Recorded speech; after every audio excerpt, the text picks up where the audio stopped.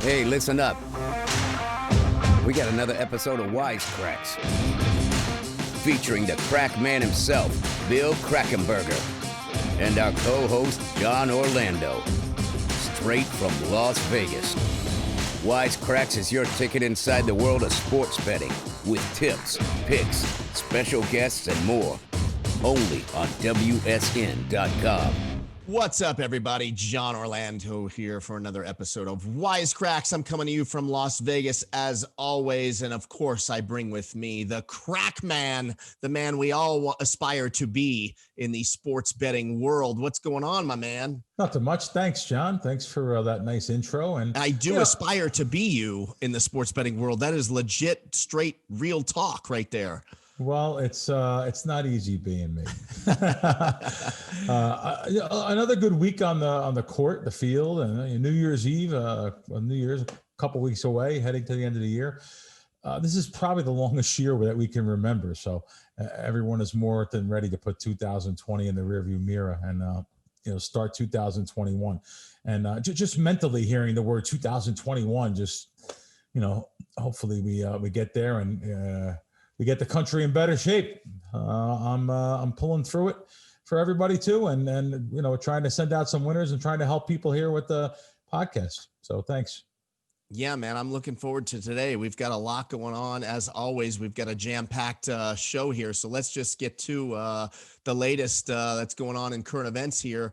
Obviously, college basketball is in full swing. College football this weekend features its conference championship games. NFL teams are getting ready for the playoffs and trying to make their last run at getting in. I don't even know where we want to start here, Crack. There's so much going on. So let's talk NFL real quick. The NFL had an all-time bad beat on this Monday night in the Browns-Ravens games. Did you happen to catch that? Oh, yeah. I actually put a tweet on Twitter before the game. This is going to be a tough game. I wouldn't be surprised if it landed on 3. And sure enough, that's where it was supposed to land, really, even though it was a 80-some point game. It probably should have landed on 3. But and you gave me a little grief. You asked me when we were doing a little pre-show prep. You were disgusted with me that I didn't have any action on that Monday night game. Well, I'm not disgusted. It's a good point. I'm probably more proud of you. I mean, I thought you were in that percentile that had to have a bet because the game was on TV.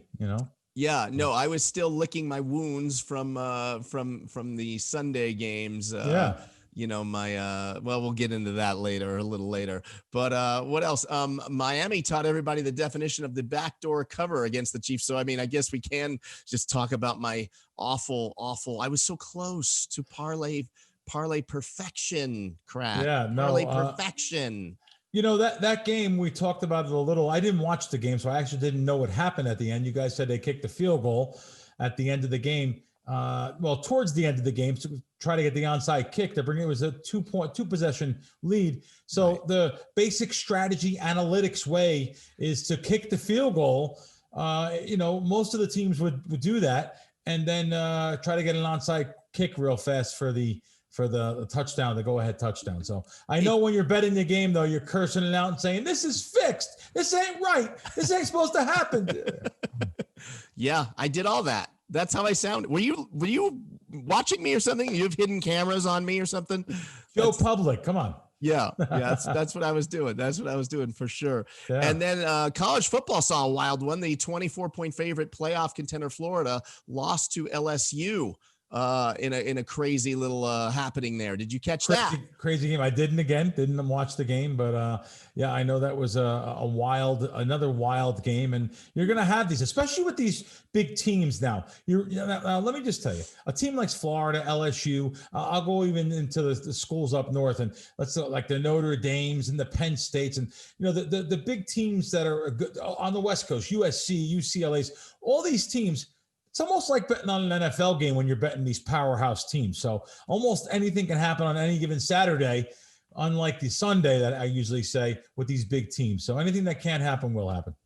And of course, we are now just underway with the preseason for the NBA, which means the regular season is just a week away. Next week, we're going to do a deep dive into the NBA, which I know usually is a good time for you, Cracks, on the betting side of life, right? We bet NBA totals, and I send out a lot of my NBA totals to the Crack Wins guys, and we've had some really unbelievable seasons, hitting close to 60%. 59%, and then we actually did hit 60% one season too. So NBA totals have been really good.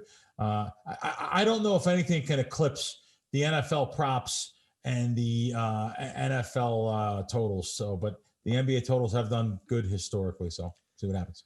Well, Crack, with the NBA right around the corner, why don't I take this as an opportunity to remind all of the sports fans and degen gamblers like myself out there to check out WSN.com. If you guys are losing money, it's because you're not over at WSN.com. This is the site for guys like Bill and even guys like me. I'm now on WSN.com because my mentor here tells me to do so. On the WSN site today, I am on there right now. Again, it's WSN.com. Just look at the articles. No one's not going to disagree with me here. There's an article. See, my side is the industry too. I love industry stuff. I'm probably not going to read every single article, but the ones, especially on these, Michigan has approved 15 licenses for sports betting. You see these big companies like Disney and Hard Rock getting involved, FanDuel, Scientific Gaming, West Virginia, all different jurisdictions. And then I read that New Jersey, I didn't even notice till I seen it on WSN. New Jersey posted 931, let me see what this was.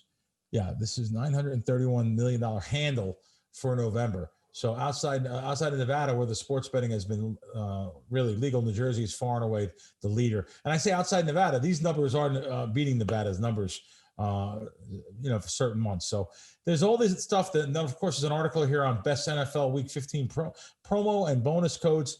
It goes on and on and on. So make sure you check out WSN.com for sure. Now, Crack, let me ask you this. If I could tell you there was a place you could go that would give you the information that if you had this information, you would be 33-13 for college basketball. Wouldn't you want to go to that destination and find out what that information is? Well, guess what, Crack?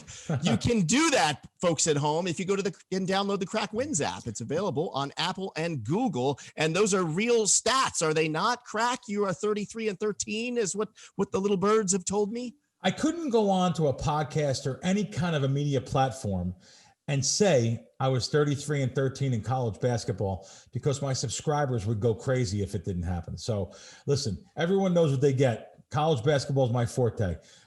Even though I talk about the NFL totals and the NFL proposition bets, which are also the proposition bets. My favorite things to bet on really is NFL props and college basketball. So yes, we're extremely running well.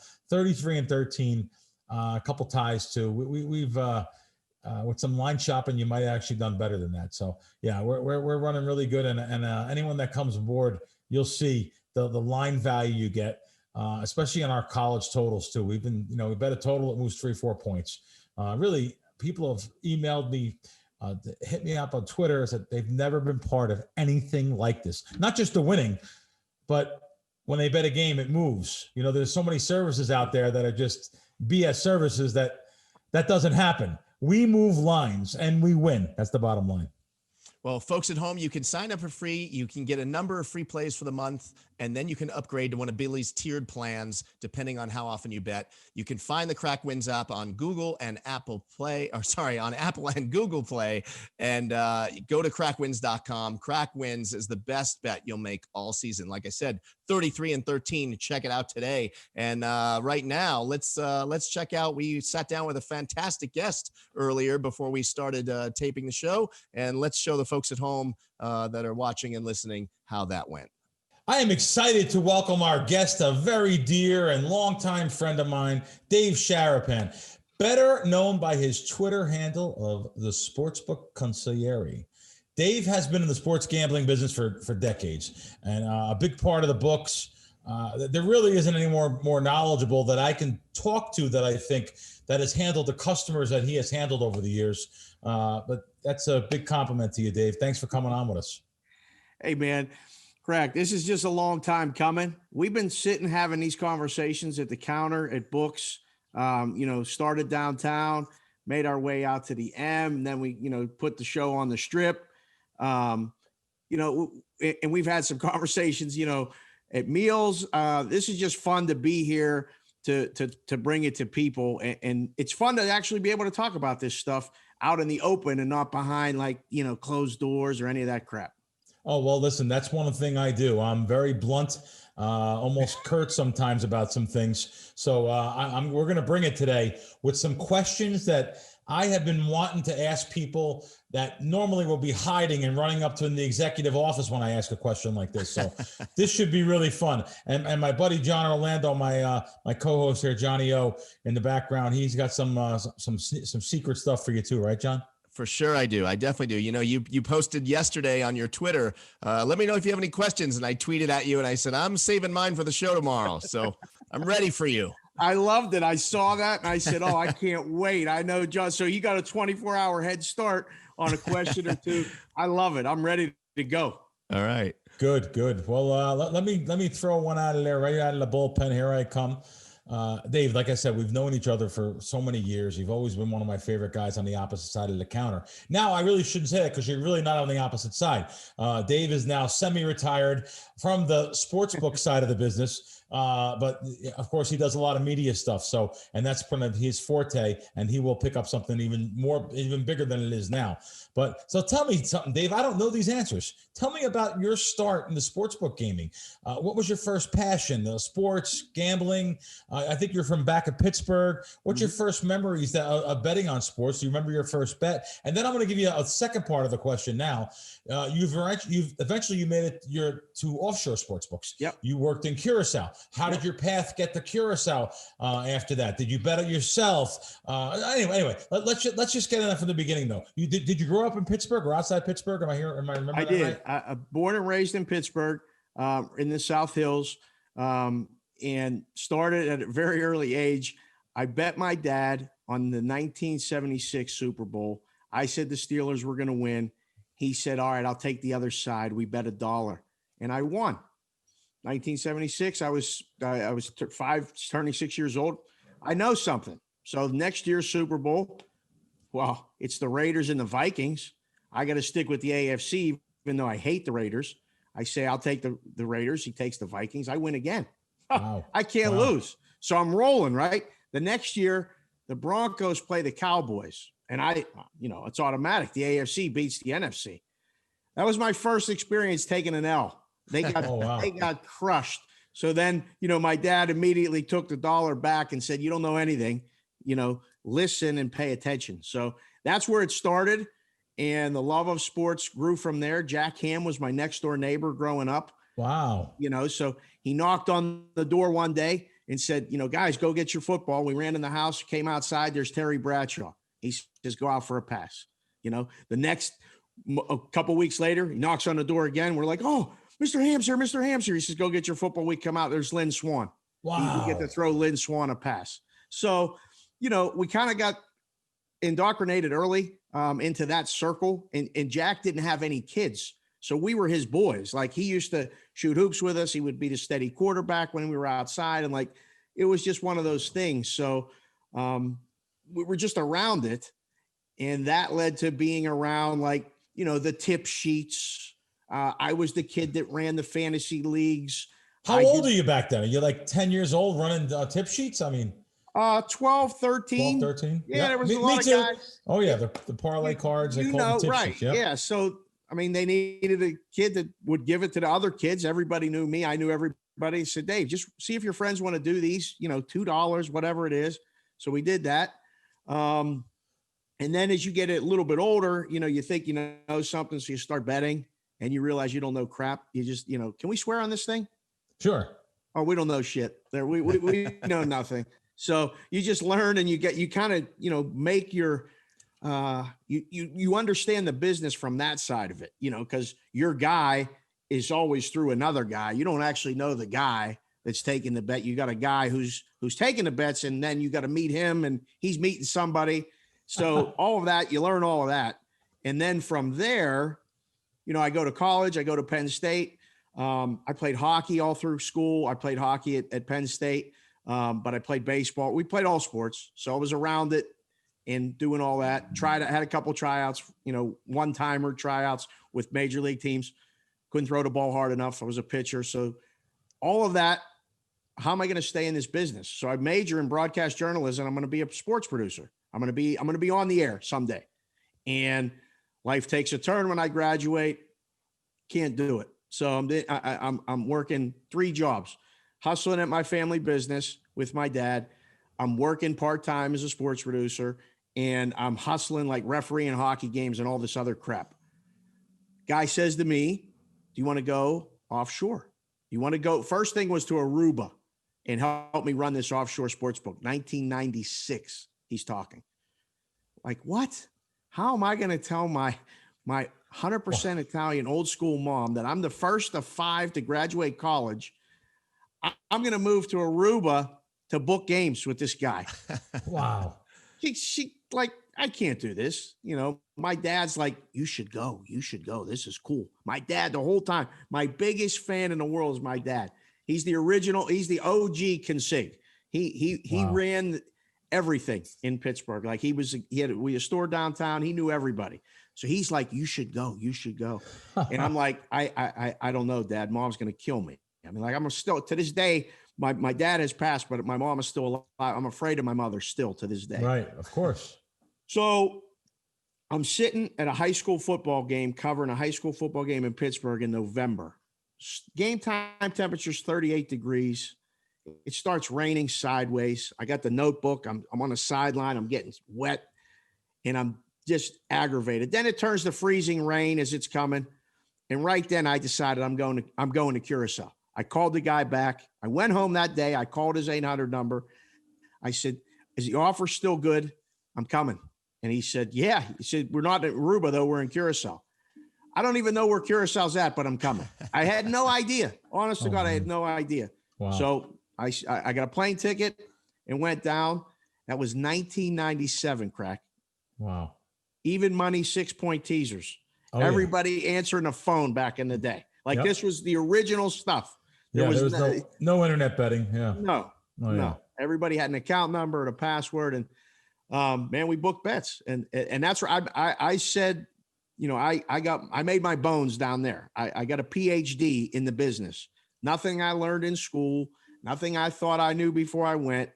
I learned so much every day just being there and then being around all these guys and all this stuff. Taught me a ton. So you can do that for so long. You go down there and the deal is like, you get either a per day rate. They pay for your they gave us a car, they gave us an apartment, and they bought a meal when you were at the office, because when you went to the office, it was like a Bronx Tale. Now you just can't leave. I mean, you got there, you couldn't go, you couldn't leave. So it was like a 12-hour, 14-hour day because there were games all day. So you get burned out. And, I did that for 18 to 20 months straight with 2 weeks off total, and said, I think I need a break. And we agreed to part ways at that point. And I came back to the States. Wow. Yeah. Curacao is a tough, I tell you, I've been there so many times. I used to do reviews for sports for an online site, gaming site. I've been there. It's an oil refinery island. Listen, I know they have the side of the island where the ships come in and stuff. Yes. That's nice. But it gets old. It's not like Aruba or, the ABC Islands, Aruba, Bonaire, Curacao. Aruba's a really nice island.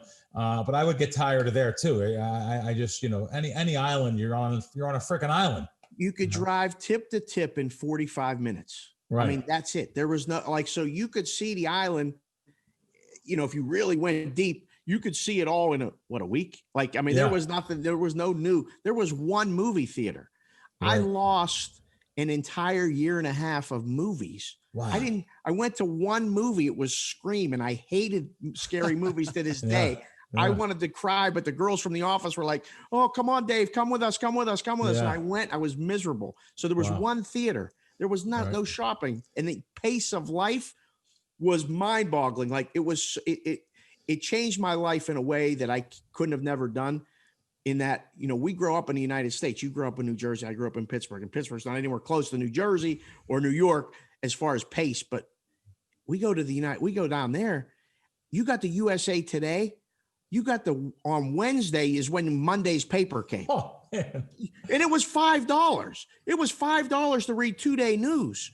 Like, McDonald's took a half hour to get your food every time you went. Oh man, you're on island time, baby. Wow. It was it. I didn't know what island time was until I went. I was like, this is island time. But it brought everything back to reality of like, the first time I did laundry, I said to the guy I had the roommate with, I said, where's the dryer? He said, the dryer?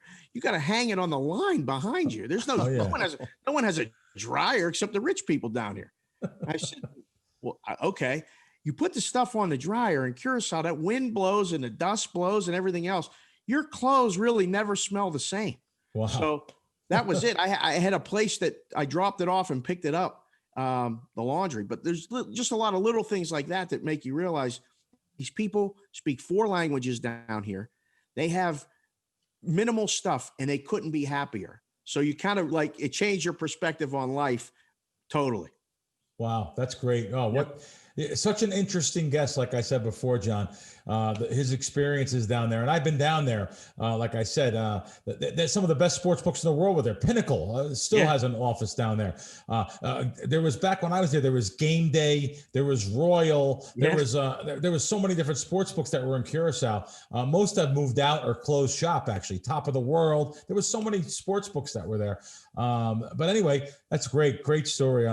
Great to find out about what was going on back there. Let me throw it over to Jon because I've taken some of his time here. Sorry, no, this is I'm loving being a fly on the wall. I have a question for you. So I understand now that I've been working with Crack for a minute here, how the lines get set, whether it's NFL or basketball, whatever. How do you guys approach, like a couple weeks ago, Mike Tyson stepped back in the ring, and on the undercard, they had this YouTuber, Jake Paul, fighting Nate Robinson. How do you guys come up with that line? And now they're talking about, or at least Jake Paul is trying to fuel the fire of maybe getting Conor McGregor to step in the boxing ring with him. I don't think it'll ever happen, but let's say it does, or you're going to put up a future bet on that. How do you figure that out?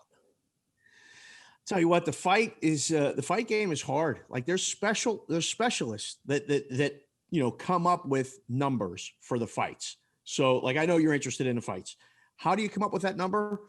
Sometimes it's some really random arbitrary shit, Jon. Like it's you would be surprised. There's no calculator. There's no formula you put it in. It's maybe 4 of us sitting around and we go, what's your number? What's your number? What's your number? All right. Well, what are they going to put up? What's the first bet going to be? What's the second bet going to be? All right, put this up and see what they do with it. Like this, the celebrity stuff, we have no idea. Like if anyone tells you they know, they're just full of shit. Nobody knows anything like that. You can see what's going on with the college basketball. You want to talk about knowing anything.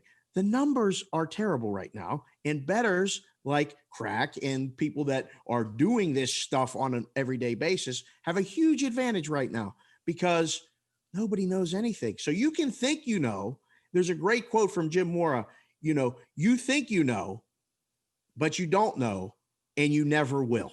And if you could find that on YouTube, you need to pull that up because he delivers it perfectly, but it applies to the way you do the lines. Like, it's, the markets like the NFL, that's easy. I mean, that's everyone watches it, knows it. You can make power ratings. There's 32 teams. It's easy. Try to do it for college basketball. Right. 357. Try to do it for fights. How many fighters are there that you don't know anything about? You got to know the camps. You got to know what's going on with the training, what their home life is like. Like, is everything good? Is everything bad? Is there something going on? They got someone's side. Like, you got to know. It's very, very hard. So I think if you're looking, I tell people all the time, they ask me, how do you get good at this? How do you become a successful bettor? Specialize in one thing. Start with that. Learn the fight game and get the lines. You make your own numbers. If you make your own numbers, you can get better than the books. You'll spot the wrong numbers right away. You got to put in the work. I mean, Crack and I were trading texts last night randomly, or, yesterday in the morning, 6 a.m. I just randomly shot him a text expecting to not get an answer, he immediately responds back, "What are you doing up? Well, what are you doing up? I'm doing my thing. Well, I'm doing my thing too." Like, so you know who's putting in the work. Like, people are putting in the work. So that's how you get better at it. You put in the work, you do your own numbers, and then, maybe make some plays. And so is that what happens, like, every once in a while with UFC on the undercard, the prelims, like one of the first few fights, sometimes I'll look at that, and because I know a lot of fighters, sometimes I look at that and I literally say to myself, oh my God, they got this all wrong. Like, they'll have someone at plus 385 or something. I'm like, how do they have this? Is that really what happened? Is they just got it wrong? 100%.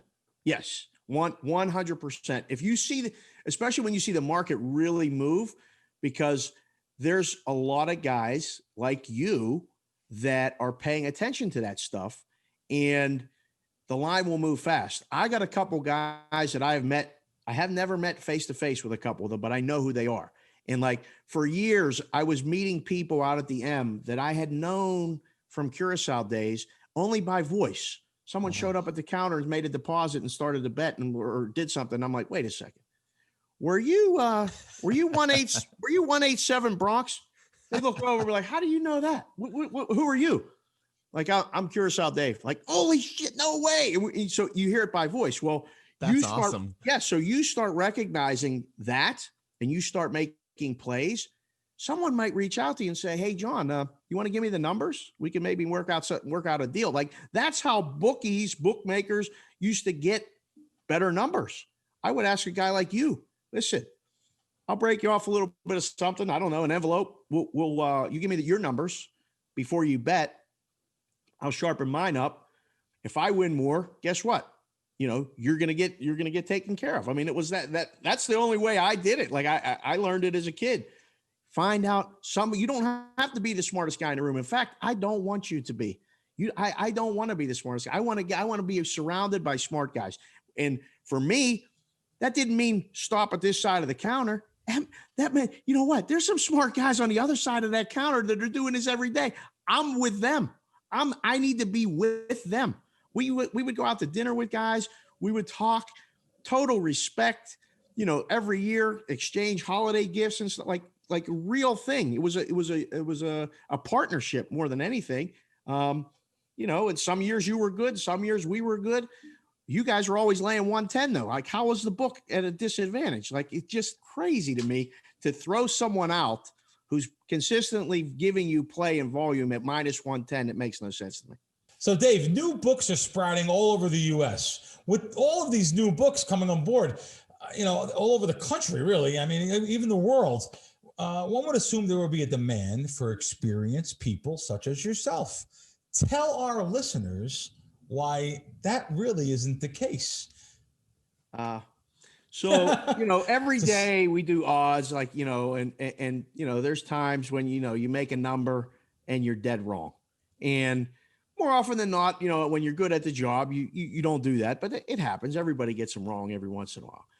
PASPA passes. And a lot of us that have been in Vegas for years are like, this is going to be great.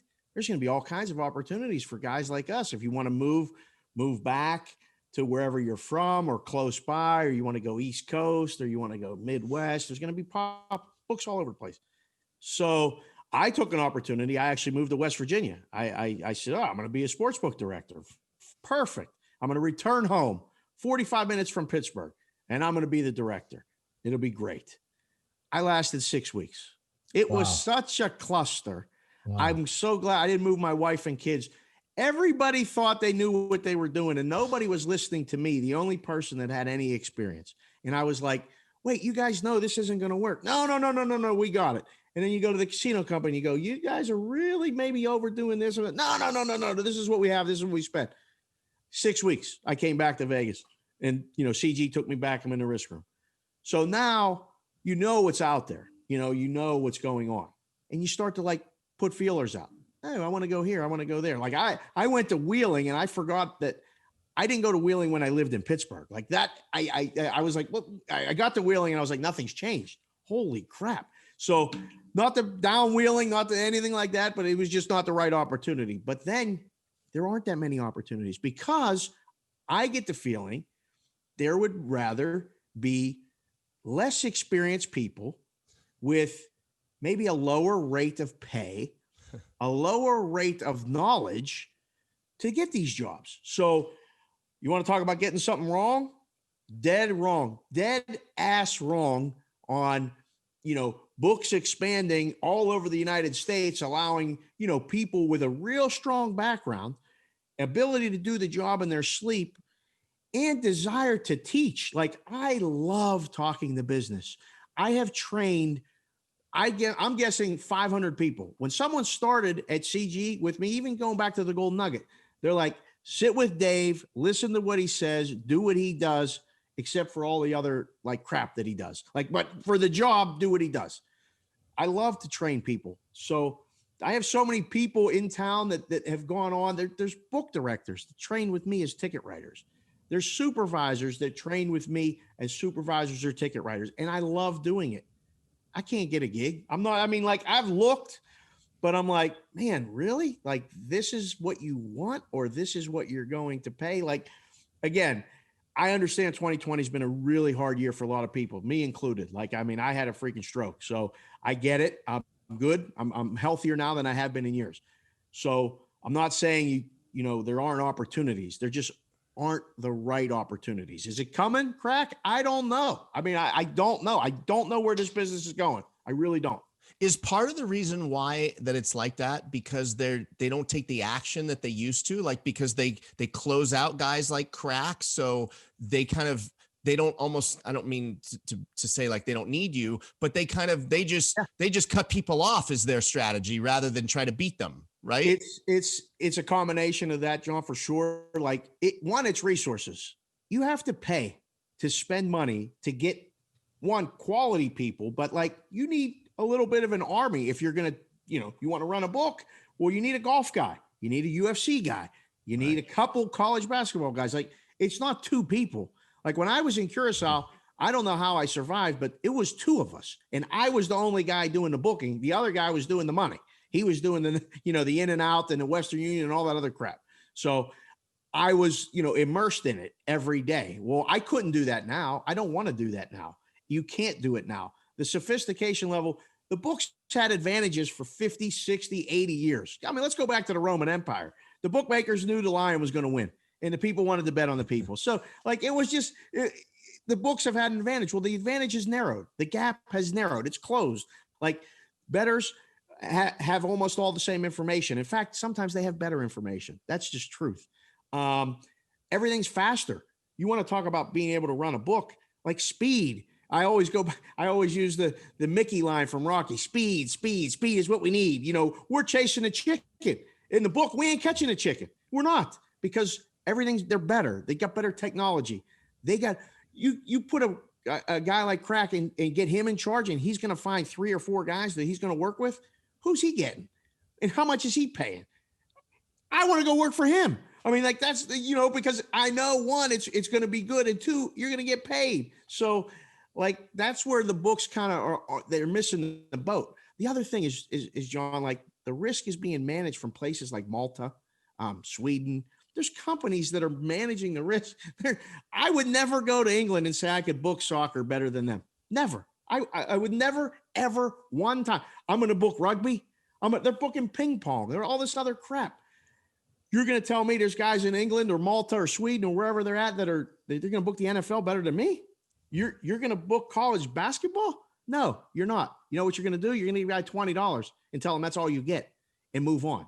So that's where the business is at. And it's very frustrating for lifers, like guys like me that love the business. I don't want to do anything else. I had a square job. When I came back from Curacao, I got in the real world.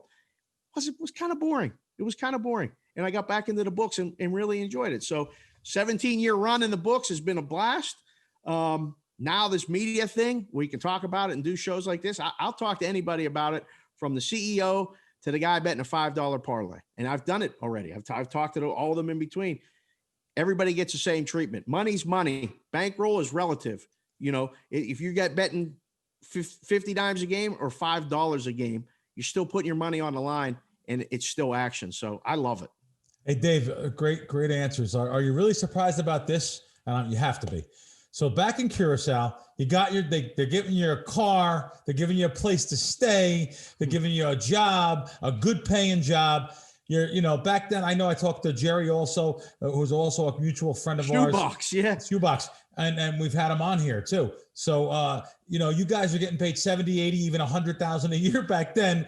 And then you over here in Vegas and you're getting all those other perks. And here in Vegas, you come in, this is 20 years later. Mop jobs. It's unbelievable. What are they getting paid? They're getting paid less money now. To use your expression, it's a mop job. It's tough. It's a grind. And like, I got guys that are like brothers to me that are doing it. Like I was just doing it a few months ago. I was just doing it too, because that was the only option. You want to stay in the business. There's 10 guys, 100 guys behind you that'll take the job, take it or leave it. Aren't you shocked though? Aren't you shocked that they don't pay? Oh, I used to swallow a humble pill every day. I used to swallow a humble pill every single day. And you got traders that are making $15, $16 an hour. I'll even say this, $20 an hour. Yeah. Am I right? Yeah. Traders are getting paid. And I'm not, listen, I want to make sure everyone knows out there, trust me. I definitely am not ever downplaying their role or making fun of their role. As a matter of fact, I'm saying you have a more important role and you should get more. You deserve more. Yeah, no doubt. So I'm not making fun. I'm just saying it's shocking to me that someone's making $36,000 a year, $40,000 a year, running the lines, controlling, let's just face it, millions of dollars in risk. Yeah. Making $40,000 a year. Yeah. That's crazy. But the thing with the offshore, a lot of times, Crack, was like, we had a game one time. We needed the Pirates against the Braves. This is in 90 something, 97, 98, whatever, one of the 2 years I was there. They were plus 260. I think it was Maddox or Glavine pitching. They had no shot. And a guy that we're working for says, I'm taking care of all y'all, if the Pirates win. Yep. Okay. All right. I'm rooting for the Pirates. I mean, I was rooting for the Pirates anyway, because I'm from Pittsburgh, but I'm really rooting for the Pirates. Next, Pirates win a game. We acted like they won the World Series. It was a game in June. I got a nickel the next day. Cash. Pirates won. A nickel. I was like, well, he's like, that's what we do. Pirates won. I told you root for the Pirates and you guys were taken care of. You got taken care of. I got a nickel cash right there the next day. People that were answering the phones got $100 bill. Wow. Down in Curacao. The guy went around. He did the right thing. So like the opportunity to make money came with the bonus. Like, so they could set that up here. They haven't. A lot of guys, maybe some people were on a bonus structure. I never really was here. My bonus was hoping that you guys won at the counter and you guys tipped, so that was our bonus, but you could double your salary if you did the right thing. If the book won, you won. So you didn't even need to bet. What were you going to do? You're going to hustle. You're going to grind. You're going to make what? You're betting 100 a game. You have a great year. You're going to win 10 dimes. Was nothing. I could make 5 times that if the book did good. Oh, yeah. So the bonus was there. So you grinded what you grinded, and you took the perks and everything for what you were going to make at the end. That's how it works. So you mean the casinos don't give a big Christmas bonus? Joking around. I'm joking around. Usually you get, what do you get? Like a $50 Smith's card? Yeah, sometimes. Yeah. If the Pirates beat the Braves in 97, you must have had my buddy Chris Benson on the mound on that game, and his glove is right behind me. I don't know if you can see that black glove. That's Chris Benson's. I don't know if you can read the name is even on it, but yeah. Wow. Nice. Yeah. Benson was a big part of that team. Yeah. John, you have anything else for Dave? No, man, I do, but we don't have that long of a show left. Well, I have one more. Go ahead. You take the final shot. Real sensitive towards the K-Man here. I have had problems in the past where I bet into a sports book and the line mysteriously moves at other sports books. Now, listen, I'll tell you right now. What that means is the people that are in the risk room or someone at the desk, or it could just be a clerk at the counter telling someone else. I don't know, but I'm talking about over the net, so over the internet. So it can't really be the clerk in this situation. They bet. Guys in every risk room bet. And guess what? I don't blame them. I would bet too. You're getting, you know who the winners are long term and the losers. So you're going to be getting their bets. And, hey, let's bet $50 on a game or $100 on a game. But you have to do it smartly. You can't bet into a giant book that everyone follows, because even if you're getting a $100 bet or $200 bet, that book is going to move the line or over move the line because they know you win and you're getting it off someone else. Maybe they know you are perfect. Maybe they know you work in a sports book. Maybe they know the line's going to move in that direction. Maybe they just know that you're a winner because wherever you're getting it is a winner. So there's so many reasons, Dave. And, when I pointed out, mysteriously, it went away for a while, and I think it still does, but what's your opinion on it? I'm not saying to tell me any specific sports book. I'm telling you, it's sports books all over the country, not just here in Nevada, all over the country. And like I said, I would do it too, I guess, but I would do it smartly. I mean, you're getting free information that you're not doing the research on, like myself or my team. So what do you think about that? It's a really interesting thing. And like I learned early on in the business, like when I was down in Curacao, he told us, I don't want you betting. And we were all like, well, why? And he said, because I'm going to pay you more and you're going to make more than you will betting. Because I know what I'm paying you. If you're betting more than that, then you're a screw up. So I want you rooting for what the book needs. And I want you to learn. I don't want you thinking outside of here. So, and he meant it. And he kept true to his word. So if I ever made a bet, I've never made a bet based on anyone's information ever. Okay. Blindly. I do my own work. There's a lot of guys that don't. There's a lot of girls that don't. There's a lot of people in the book that just want a winner. Like, listen, there's people selling picks the same way. They do the work. You pay to get that information and you bet it. And then you have someone to blame when it loses. That's the other thing. No one wants to take the blame when it loses. Yeah. They don't give you the credit when you win. They don't give you the credit for doing the work. But you're the first person they can blame when it loses because, I just followed this guy. So you see it all the time. And I've seen for a number of stories, I've seen guys go bad in one shift at the counter. Sure. They bet $50 on the morning game at 9:00. It lost. Well, they got to bet $100 on the noon game. It lost. They're in for a deuce at 2:00. It lost. They're 0 for 3. They got to bet a nickel on the night game at 5:00, and they're just chasing. They get blown out. Wow. They walk off. I've seen writers do that. I never saw them again. They just closed the drawer and left. They were gone because they knew they were either betting out of the drawer and got busted and they can't cover it, or they're so embarrassed, whatever it is, or they're going to work for free for the next month because they just blew whatever it is, $1,200, $1,500. So they're out. So are there guys doing it? Of course there's guys doing it. There's people that used to run like, somebody just bet this. I'm going to go bet $25. That's their unit. 22 to win 20 on the game. What? Why? Like, are you serious right now? Yeah. So if I was running a book, this is what I've told guys. If I would ever get an opportunity again, I would do what the guy did with me down in Curacao. I would get the best guys. I would overpay at the start because I don't want you looking for other jobs. And I want you to tell me if you are, because I'll try to help you. Come in. Let's make this thing great. All right. We're going to overpay at the beginning. I'm going to bonus every one of you. Every single one of you will get a bonus. If this book does good, you'll do good too. I would prefer that you didn't bet, at least while you're here. I don't give a shit what you do when you're not here. You can do whatever you want. But while you're here, I need you watching the screen and I need you learning the customers' names. I need you watching who's winning. That's all I need from you. Other than that, I don't care what you do.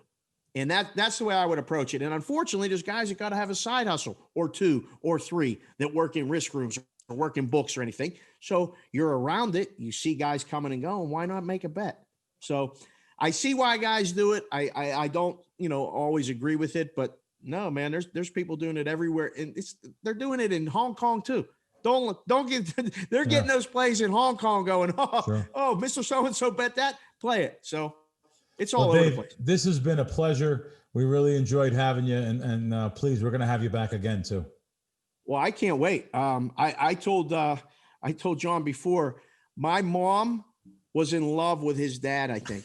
Oh, wow. I listened to that "You Tie a Yellow Ribbon Around the Old Oak Tree" song when I was little, all over and over and over. That's right. The flowing hair, everything. So it's a pleasure to meet Jon. Crack, I love Thanks, you, man. brother. It's just a lot of Love you, fun. pal. And this will be the first of hopefully other appearances for sure. Wow, what a guest. What a guest, Crack. You outdo yourself every week with these guests. Yeah, he's great. He's been on the other side of the counter for all these years. And to get someone that worked in the industry and the offshore and then came over here to the brick and mortar side and to be so blunt. He talks about anything. That's almost like me. It's spontaneous too. I love that kind of stuff. Yeah. All right. Well, let's get into this week's games. As you know, last week I was 2-1, not bad, Crack. 2-1. Yep. I was, I had Tampa and I had the Bills to beat the Steelers. That was a pretty good call, right? Oh yeah. That was. And I would have gone 3-0, but I won't talk about. We don't need to cover the Chiefs again. It's okay. It's all right. It's okay. I'll make it back this week. So I got 3 games I want to bounce off you for this week, of course. And of course, Crack. Of course, it was only fitting last week. I announced my separation from the Dallas Cowboys, and they went out and won, and my new team lost. My Raiders lost. That's right. So, that's right. Yeah, but that's okay. I'm not giving up on my new squad. Okay, so this week we got the Chargers are coming into town to play the Las Vegas Raiders. I'm seeing this as the Raiders are gonna bounce back from last week. They've had a rough few games, the Raiders, but I'm going with the hometown team on this one. Yeah, well, listen, we're both in the same hometown. We want the Raiders to make the playoffs as a community, as a city.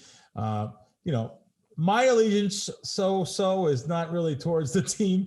My allegiance is my bankroll, but I know what the Las Vegas Golden Knights have done for this town, and I'm hoping the Raiders can kind of bring that kind of a sense of coming together. And we need, as a group, someone to root for. So there we go. Yeah. Okay. And then we've got the Bucks and the Falcons. Last week I needed you to repeat after me last week, Bill, and it seemed to work out pretty good. Mr. Brady did not lose 3 games in a row, and which means he's about to win his 2nd game in a row. All streaks have to start with 1 win. All big streaks start at 1, and I'm confident the Bucks are going to take care of the Falcons. What are your thoughts on that one? I don't like this pick. Really? I don't know. It just seems like it just to me.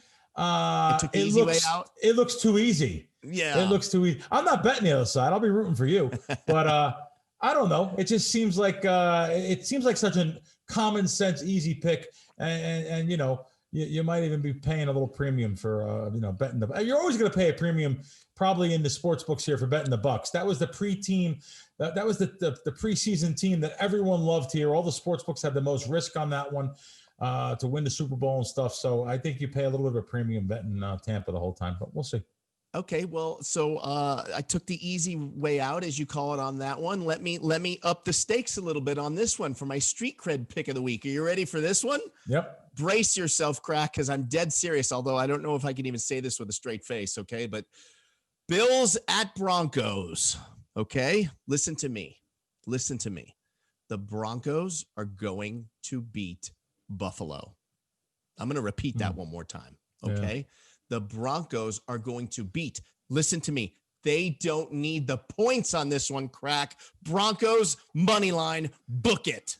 Well, I always say if you're going to bet a game like this, you should get the best line. You could get 6.5, and that means you could buy at the 7 at some shops. And then you should throw a percentage on the money line. Looks like you're going all in on the money line, though. So, but by the way, I would rather bet a money line dog than a money line favorite. So for that part, I give you credit, and I'll be rooting for you. I will definitely do both. I'll make both bets there because I've learned my lesson. You've sharpened me up on that one. All right, very good. So those are my picks for the week. We've got some fantastic Twitter questions. We're running out of time, but let's see if we can squeeze some in. Okay. Yep. I'm just gonna get right into them for you. The first one comes from Vegas T-Bone. He wants to know, when you bet your average play and the markets all have the number you want, how many casinos do you bet it at? Well, first off, Vegas T-Bone's a good follower of mine. Good guy. He lives up in Colorado. Tim's his name. Fantastic Twitter guy, and you can learn some stuff from him too. I like he's also a very blunt guy and let you know where you're at and what's going on. So how many casinos do I bet it at? Well, I have to get the best line. So I'm always looking for the best line first, where if I'm going to bet, let's say a college basketball game, I'm looking to take 6.5. I'm going to look at all the different casinos to take 6.5. And let me just be honest with you, T-Bone, and anyone else out there. I can't bet enough. I can't bet. That's right. I can't bet enough because the casinos are only going to take $1,000 or $2,000. I'm looking to get down a lot of money on games. I'm looking to get down a lot more than that. So I will not take those secondary numbers, though. I am really nitty about that. If my guys say take the 6.5 and then they have a parenthesis around, you can go down to +6. I'll take the +6, but I'm not going to take a secondary number. And I understand sometimes people do this, and I don't necessarily disagree with this. Maybe I would take the 6 if you like your game, but I wouldn't take the 5.5 because at least you could push. So the worst you want to do is push. You don't want to lose. So you don't want to say, oh, I took the wrong line and I lost this game. I actually lost it instead of winning it. That's the worst. So the answer is I'm going to play all the casinos I can to be able to get as much down as I can, as long as they have the right number. Very good. That's actually fantastic info that I don't factor in enough, is that half a point is a big game changer, or can be. Oh, God. Are you kidding me? Especially later in the season, especially the lower totals. When you're talking, I say totals, so the lower the total is, the truer the number, the line the game should play.